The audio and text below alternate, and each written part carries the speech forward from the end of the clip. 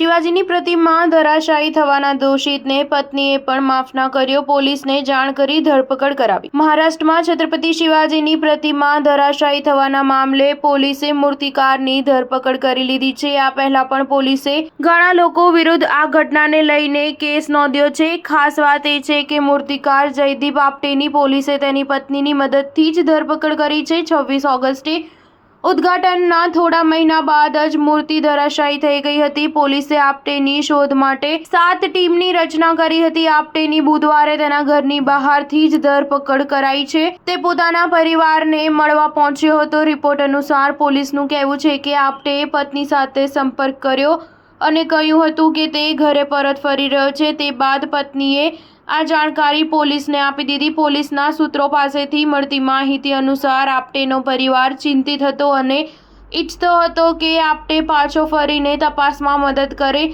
માલવણ પોલીસે શિવાજીની પ્રતિમા ધરાશાયી થયા બાદ આપટે અને સંરચના સલાહકાર ચેતન પાટીલ વિરુદ્ધ બેદરકારી અને અન્ય ગુના માટે કેસ નોંધ્યો હતો। પાટીલની ગયા અઠવાડિયે કોલ્હાપુરથી ધરપકડ કરી લેવાઈ હતી। આ ઘટનાના આરોપીઓની ધરપકડ કરી પ્રતિક્રિયા આપતા ભાજપ નેતા પ્રવીણ દારકરે કહ્યું, જે લોકો અમારી સરકારની ટીકા કરી રહ્યા હતા તેને હવે પોતાનું મોઢું બંધ કરી દેવું જોઈએ। આ સત્ય છે કે પોલીસે જયદીપ આપટેની ધરપકડ કરવામાં થોડો સમય લીધો।